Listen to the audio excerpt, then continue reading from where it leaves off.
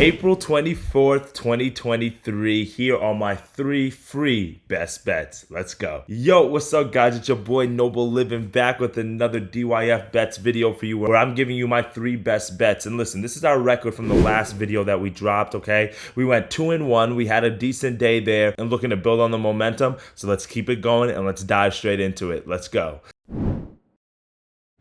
So for my first best bet of the day, I'm going to do a 2-team steam. I'm going to put these 2 teams together in the NBA. Now, I do like the spreads for the favorites, but you know what? I'm just going to take a little bit risk off and just parlay the 2. And I'm just going to go the Lakers on the money line and the Bucks on the money line. And the reason why I really like this is because it's a must-win game for both of them. Now, you can see the odds here are about plus 109, plus 110, depending on your book as well. But, you know, like I mentioned before, this is a must-win game for both teams, in my opinion. Let's start with the Bucks. I mean, this is pretty obvious. The Bucks are down, the number 1 overall seed, down 2-1 against the Heat. Yeah, the Heat were going to be a scrappy team. We knew that. But now this Giannis injury is looking a little bit more impactful now. I thought that the Bucks might have been able to make their way through or try to win a few games without Giannis and try to get him to rest, and it's not looking that case. Obviously, we know Jimmy Butler is going to get his, but I really think the Bucks have to win this game here and not go home and then put all the pressure on to have to win the next 3 games straight. So because of that, it is a must-win game. I expect Giannis to play. They have not ruled him playing just yet,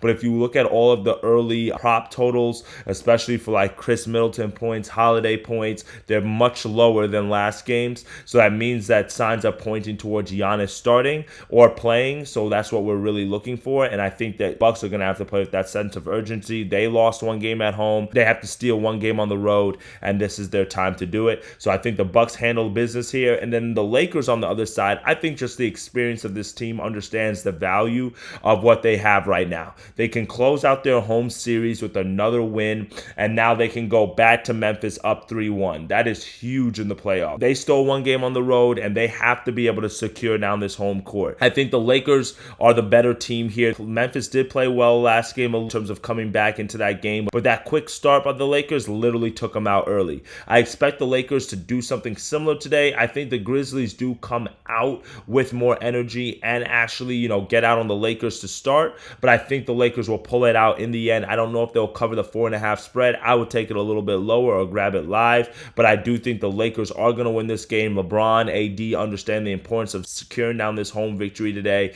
not letting Memphis get that momentum, headed back home. Dylan Brooks got my boy LeBron teed up. The Grizzlies cannot stop AD right now. If we can get a decent outing from the role players, from Russell or Schroeder, there's no reason why the Lakers should not be able to grab this victory here. So let's parlay both of these together. Lakers on the money line, the Bucks on the money line, both must-win games. If you're looking for another angle as well, look at the over in the Bucks and Heat's game, as every game has gone over the total so far in that series. So that might be something else that you want to keep on your radar. For my next best bet, I'm going to go to the MLB, and I'm going to give y'all a different bet. I think I haven't put out any of these, but I love taking Nerfies or no-run first innings. They're one of my favorite baseball bets. They're just the quickest way that you can make money. Literally, you just need 6 outs, 15 minutes of action, and you're able to make your money for the day. So I'm going to give y'all one today, nice, bright, and early, and that is going to be the Marlins and the Braves no-run first inning. I got it about minus 130. Your sports book might have it a little different. You might want to shop around for that.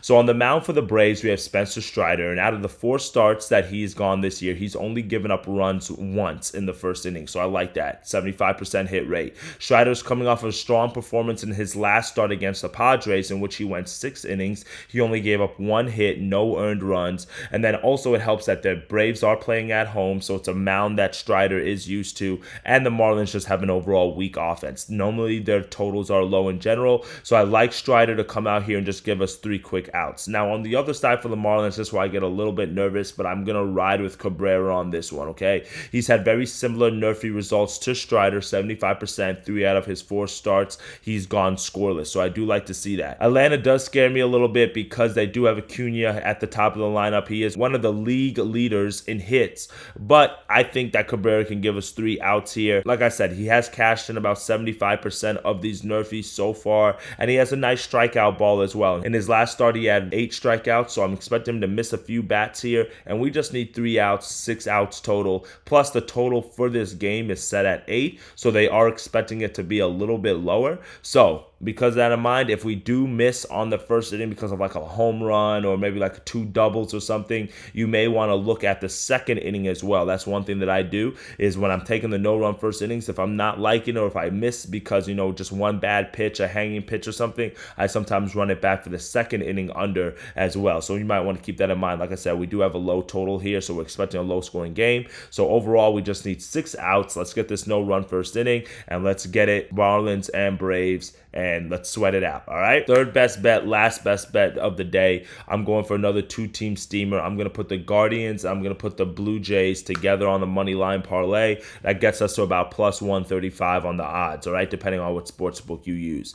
Now, on the mound for the Guardians, they have Kyle Quantrill, and truthfully, if you've been tailing this guy or watching him, especially from last year, he's very dominant at home. I love to back him, especially certain pitchers who do well when they're pitching at their home mound. And Cantrell is one of those guys, and it also helps that he's facing a weaker Rockies team. And on the mound for the Rockies, this is really a fade against Austin Gomber because he's just been really terrible this year, okay? In 4 starts, he's 0-4 with a 12.12 ERA. Last game, he gave up 9 earned runs in just 2 innings of work, and the game before that, he gave up 5 earned runs in just 3 innings of work. This is not the Guardians team that you want to face when you're not in a rhythm, when you're not pitching well, especially when you're going against a good pitcher on the other side, where Cantrell, he's coming off of a strong start, 6 innings, 0 earned runs, and just 4 hits. And we know that the Guardians, they like to play the small ball, right? Singles, doubles, get on base, steal bases, they'll take walks. They're going to make a pitcher work.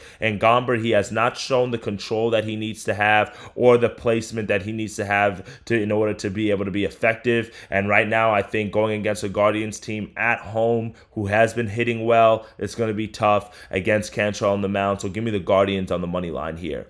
Now, in the other matchup between the Blue Jays and the White Sox, I'm fading another pitcher. Now, I made a video about last week, I think, or maybe 2 weeks ago, where I had this guy as a fade, and it worked out for us, and I'm backing it again. And that is a fade against Lance Lynn, okay? It doesn't help when you're pitching and you're not in good form and you're going against a pitcher who's in good form. So Chris Bassett for the Jays, he started off the year rough, but since then, he has really rebounded. In his first start of the year, he gave up 9 earned runs in just 3 innings to the Cardinals. But since then, he's gone 3 starts. He's gone 18 total innings and only given up 4 earned runs since then. While on the other side, Lance Lynn, he's been inconsistent. Like I said, we faded him already, especially against good offenses. He faced the Phillies in his last matchup, 10 hits, 5 earned runs. In a matchup earlier this year against the Giants, he gave up 8 earned runs. And guess who he's facing now? This Blue Jays team that's ranked in the top 10 in terms of batting average, top 15 in terms of on-base percentage, at home against a pitcher who's in better form. This does not line up well for the White Sox at all. And if by any chance Lance Lynn does pull out a good start here and keeps this game low, we have to fade the White Sox bullpen, which is one of the worst in baseball as well. So because of that, give me the better pitcher in form at home. Blue Jays on the money line. We're parlaying that with the Guardians on the money line. We get to odds about plus 135. You can use that as your lateral challenge leg for today. And that's my 3 best bets for today. So let me know what you guys are taking. I'm interested to see some of your plays. And as always, like, comment, and subscribe to this channel as we're putting out winners every single day as I'm trying to help you make money sports betting. And let's get after it. And as always, dictate your fate. Later, y'all.